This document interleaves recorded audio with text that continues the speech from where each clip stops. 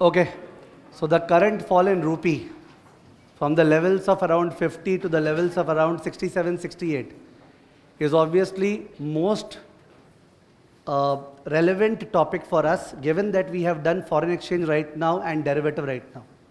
Okay? Normally, it is unfortunate that our exams are designed in such a manner that current market condition से exam के paper को कोई मतलब नहीं है. ठीक है? Actually, क्या हो रहा है बाजार में उससे तुमको पेपर देते समय कोई मतलब नहीं है. However, as a student जब अपने सेम टॉपिक पढ़ते हैं और इतना ज़्यादा बात चल रहा है तो मन में आता है फिर उस पढ़ाई का फ़ायदा ही क्या when we cannot relate to it. ठीक है?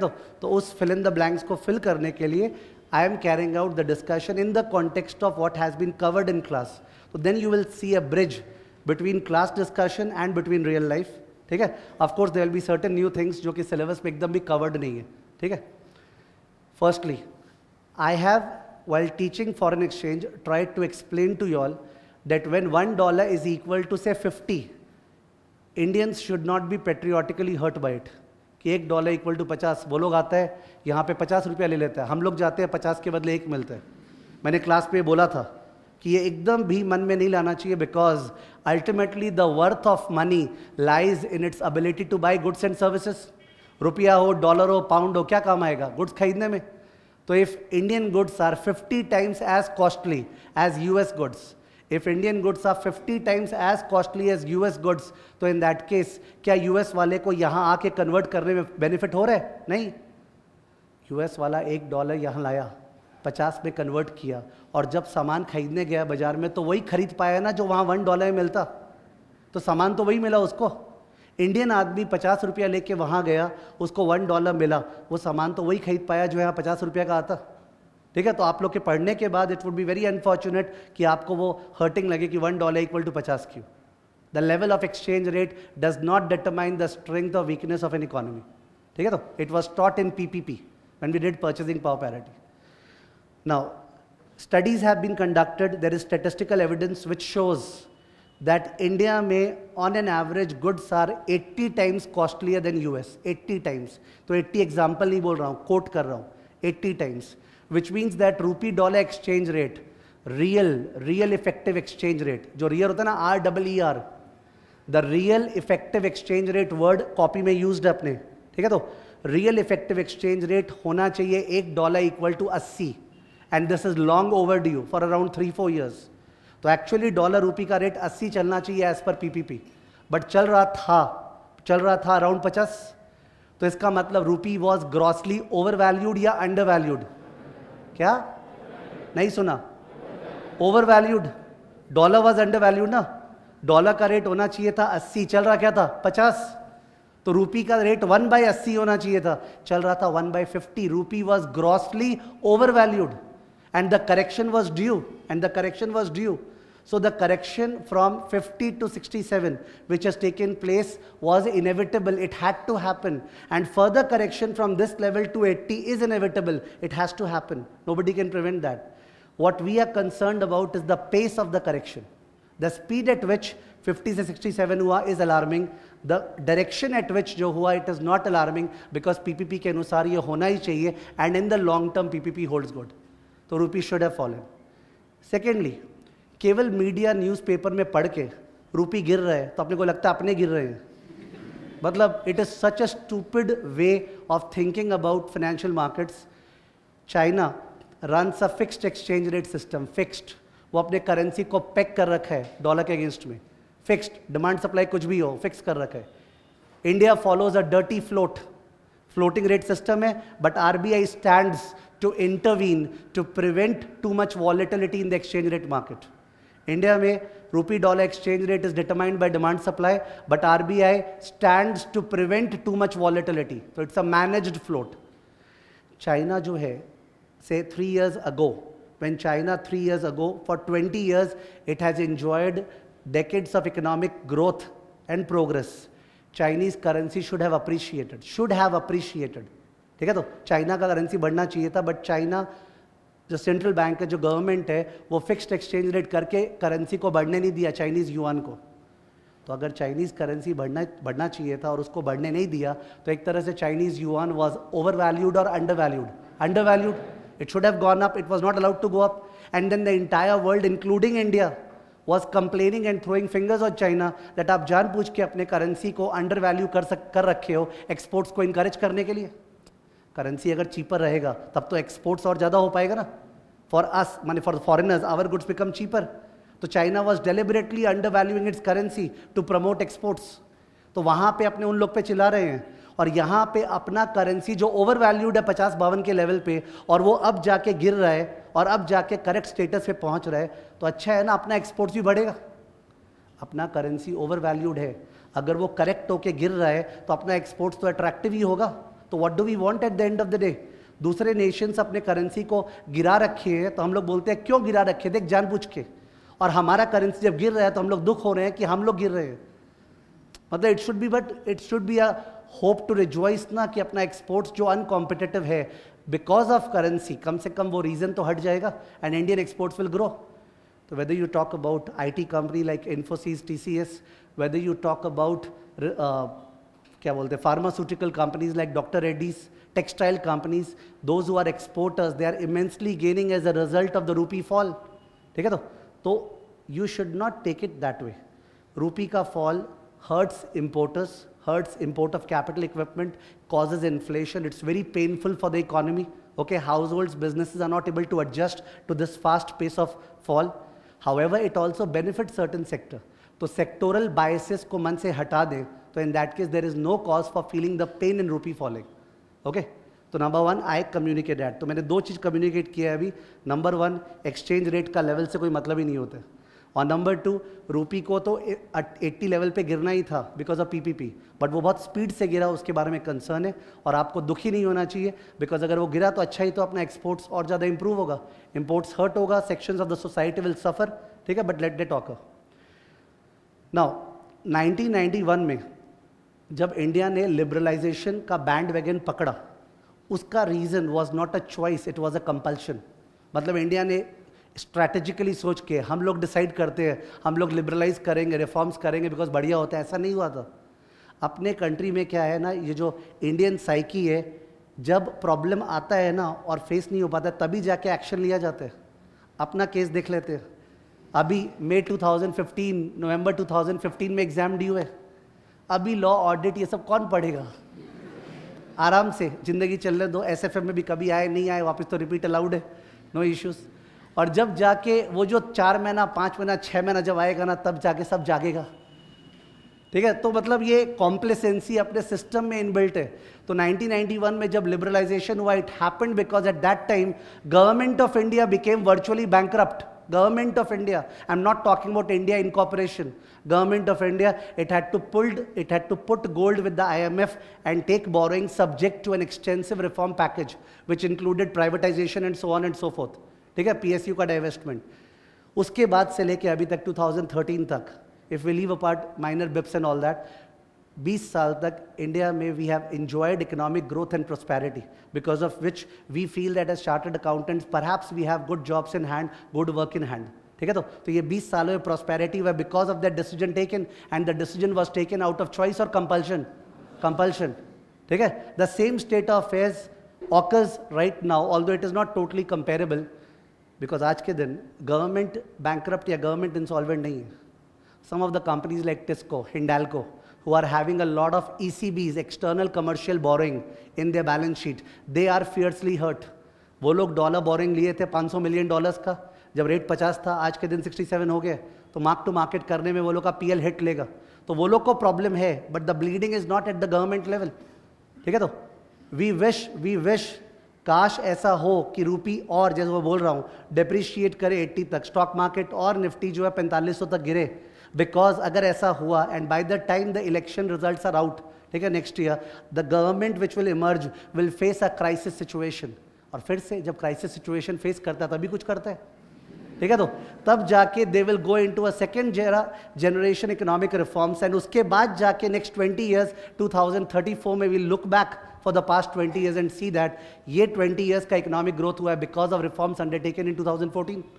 ठीक है, तो मतलब वी विश काश ऐसा हो, एकदम ब्लीडिंग हो मार्केट में, ओके, हालत खराब हो जाए जिससे वो रिफॉर्म्स पैकेज किया जाए. ठीक है, now coming to more technical angles. there is a conspiracy theory going around, conspiracy theory. This theory says that 1978 से लेके अभी तक there have been around 8 general elections, and in 6 of those general elections, rupee has fallen by more than 15% in the election year. 8 में से 6 बार election year में रूपी 15% से ज़्यादा टूटा है. अगर ये कोइंसिडेंस है तो कोइंसिडेंस है, और अगर ये कोइंसिडेंस नहीं है तो क्या है, यू कैन ईजिली अंडरस्टैंड. सारा black money which is parked outside, okay, which is required for election funding, वो मनी, वो डॉलर्स जो बाहर पार्क्ड है, वो 50 के रेट पे आए तो मज़ा आए कि 70 के रेट पे आए तो मज़ा आए. 70 के रेट पे तो वो मज़ा ले रहे हैं ना. So you never know, policy making and all that is geared and maneuvered in such a manner that home currency depreciates in the election year, and all that black money comes at a higher exchange rate, funding all the election campaign. Perhaps this could be true. ठीक है, कि ये one of the factors हो सकता है जो कि deliberately designed है. ठीक है, तो उसके बाद इंडिया में we have current account deficit perpetually, current account deficit. I am talking about the balance of payment. Balance of payment कम से कम 11-12 लेवल पे तो नाम सुना होगा. सीए ज्वाइन करने के बाद सब नाम भुला दिए इकोनॉमिक्स का. But BOP was something, it was a record of the transactions of an economy with the rest of the world. India का accounting double entry system with the rest of the world is BOP. उस पर current account होता है import export, capital account होता है FDI FII, FDI and FII. India में current account deficit है. Our imports are more than exports. Our imports are more than exports for obvious reasons. Reasons being them that अपना exports competitive नहीं है. We are not able to compete in terms of exports. उसका एक कारण तो है रूपी overvaluation जो मैं शुरू में बोला, और दूसरा कारण जो ये सब है वो है कि अपने पास जो यहाँ पे लेबर लॉज है, जो मैन्युफैक्चरिंग पॉलिसीज़ है और जो इंफ्रास्ट्रक्चर है, वो कोई हालत में वर्ल्ड से कंपेरेबल नहीं है. तो we are sitting on structural problems. जब तक ये स्ट्रक्चरल प्रॉब्लम्स दूर नहीं होगी, our exports can never exceed import. ठीक है, तो अपना करंट अकाउंट डेफिसिट है. मोटा मोटी historically it remained at around 3-4% of GDP current account deficit. और जब से हमने लिबरलाइजेशन किया 1991 से, तब से India has been receiving capital account inflows. Okay, stock markets में, डेट मार्केट में कैपिटल फ्लोज आया है. तो current account deficit, capital account surplus, इसके कारण अपना एक्सचेंज रेट काफ़ी स्टेबल रहा है. I repeat, current account deficit तो रूपी should what, fall. Capital account surplus तो रूपी should what, rise. This deficit and surplus, they balanced, and we have had a healthy stable exchange rate system. Historically thrice it has happened, 3 बार ऐसा हुआ है आज तक, जब इंडिया में capital account outflows हो गया. आउटफ्लोज तो करंट अकाउंट डेफिसिट तो है ही, और कैपिटल भी आउटफ्लो हो गया, तो डबल डेफिसिट. तो उस केस में rupee has fallen enormously. Once it happened in 1998 at the time of something called South East Asian crisis. उस समय ऐसा हुआ था, capital flight. Second time it happened in 2001 at the time of the dot-com bubble, Ketan Parekh scam, when there was a flight of capital. Third time it happened in 2008 after the Lehman Brothers collapse, that there was a flight of capital. और जब जब capital outflow हुआ है, तो current account deficit coupled with capital account outflow, there has been immense rupee depreciation. अब इसको कैसे रोका जाए? इसको रोकने का तो एक ही तरीका है कि हमारा current account क्या होना पड़ेगा, surplus. अगर current account surplus है, तब जाके हम लोग कैपिटल अकाउंट का आउटफ्लोज को रोक के रूपी को स्टेबल कर पाएंगे. ठीक है, तो और करंट अकाउंट सरप्लस कैसे करें? Export has to be more than what, import. ठीक है, तो and that I said is on account of some short term reason और सम स्ट्रक्चरल प्रॉब्लम. स्ट्रक्चरल, तो structural problems are the responsibility of the central bank, Reserve Bank of India, और the responsibility of the government, the fiscal side. Fiscal side, RBI can not do with structural problems. It can do CRR, it can do this or that. It cannot deal with structural, infrastructural issues. You know that day for yesterday, new governor, RBI का, Raghuram has joined office. उसके पहले वाला governor, Subba Rao, was excessively criticized in whatever he has done. ठीक है तो? But that criticism was wrong because of the fact that what can RBI do if there are structural problems in the system? Now, मैंने जो mention किया, एक 1998 का south East Asian crisis, एक 2001 का केतन पारेख और 2008 का लेमन. इस पे कम से कम 1998 का जरा सा idea is required to understand things in total perspective. 1998-97 में क्या हुआ था, जो एशियन टाइगर्स है like Indonesia, Singapore, Malaysia, they opened their economies, free flow of capital. India remained it closed. तो वहाँ पे ह्यूज इन्फ्लक्स ऑफ कैपिटल आया and that capital resulted in double-digit growth rate of those economies. So Malaysia, Indonesia, they locked a growth rate of around 15-20% of GDP. India was at that time languishing at growth rate of around 3-4% of GDP. Everybody was complaining that India क्या कर रहा है, ठीक है, तो ये लोग आगे बढ़ रहे हैं.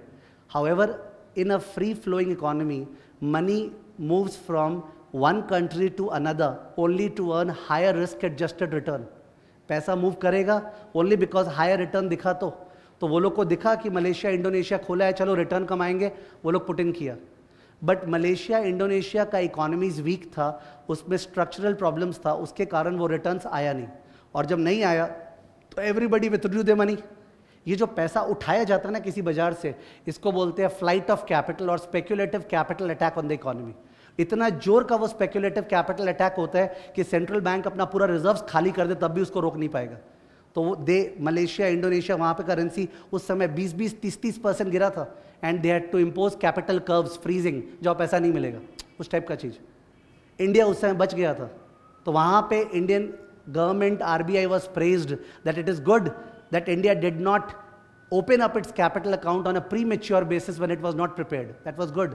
ठीक है, तो उस समय हर मार्केट से पैसा टना था, इंडिया से भी कुछ टना, रूपी फेल, बट वो लोग तो ब्लीड किए थे Malaysia, south East Asian currencies. अभी क्या हुआ है, ये पूरे के पूरे दौरान 1991 के बाद और खासकर 2000 के बाद India has been the biggest recipient of FII inflows. US has been following an ultra cheap monetary policy. मतलब US में सिंस रिसेशन हुआ है 2008 से, तो वो लोग इंटरेस्ट रेट कट करता गया, करके जीरो पे पहुंचा दिए. तो आपने किए ना क्लास में covered interest arbitrage. Covered interest arbitrage क्या था, एक करेंसी से बोरो करो, दूसरे में इन्वेस्ट करो, और इन्वेस्ट करके जो आने वाला उसको फॉरवर्ड सेल करो. तो सब जन क्या किया है, US से करीब 0%, 0.5% पे पैसा उठाते हैं, उठा के इंडियन डेट मार्केट में 7-8% पे लगाते हैं, और वहाँ पे डिफरेंशियल 6% कमाते हैं. तो all the foreign investors, all the FIIs, they have been picking money from US, investing it in emerging markets like India. ठीक है, तो India has been the biggest recipient of such capital inflows.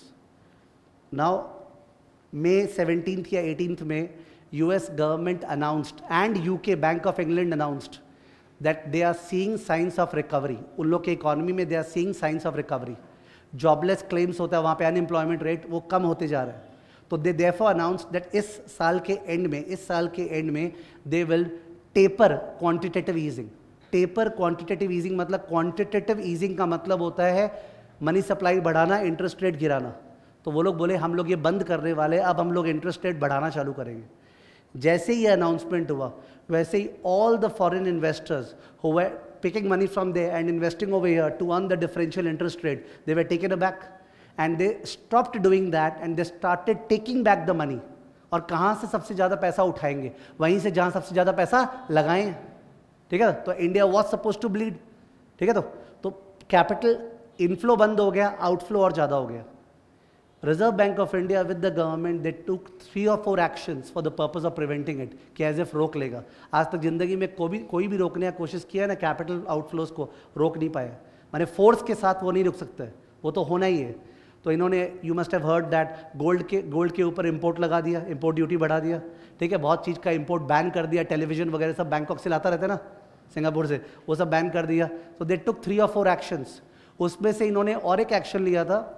ये जो नए banks हैं ना, जैसे Kotak bank, yes bank, IDB, these banks do not have a deposit base. इनके पास ब्रांचेस और डिपॉजिट ज़्यादा नहीं है.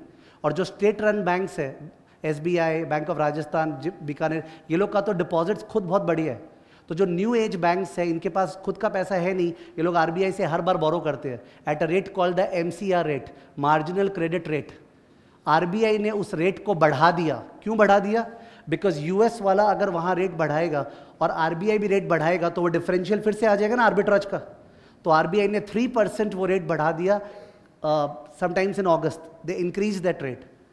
तो as soon as they increase that rate, everybody was taken aback that what is it up to. एक तो interest rate यहाँ बढ़ गया, and you know interest rate बढ़ने से बॉन्ड प्राइसेस फॉल. तो जो बैंक्स है, जिन लोगों का बॉन्ड पोर्टफोलियो इतना लंबा चौड़ा है, उनका तो एकदम पीएल अकाउंट हिट हो जाएगा. तो all the banks, ICIC bank, SBI, this and that, they sold. तो अपने निफ्टी में, सेंसेक्स में करीबन 20-22% इनका वेट है. तो जब बैंक्स का सेलिंग हुआ तो यहाँ पे स्टॉक मार्केट गिरा, ठीक है, बिकॉज ऑफ दैट. उसको फर्दर रोकने के लिए what RBI did, it first time brought capital controls. मतलब कैपिटल कंट्रोल, 3-4 तो कैपिटल कंट्रोल्स लाया था कि इंडियन कंपनीज लोग फॉरेन एक्विजिशन का लिमिट कर दिया, नहीं कर सकते. इंडियंस अगर बाहर में इन्वेस्ट करते हैं उसका लिमिट कर दिया. जैसे ही वो कैपिटल कंट्रोल्स किया तो इंडियंस पे, फॉरेनर्स लोग को लगा कि यार ये तो उसी चीज़ पे उतर गया है जो सब जन उतरता है ना, कर्ब्स लगाना. जब सह नहीं पाता है तो बोलता है जब सब बंद. तो ऑल्दो ये लोग फॉरेनर्स के लिए कुछ नहीं किया था, इंडियंस के लिए किया था, बट डर लगा के लगता है आगे जाके पता नहीं क्या क्या कर देगा. वो डर के कारण there was a huge sell out in the market. जब मार्केट 800-900 पॉइंट गिरा था, ओके, अभी 10 दिन पहले, और फिर उसके बाद तो और गिरा है. तो that sell out was because of the fear that what is RBI and government up to.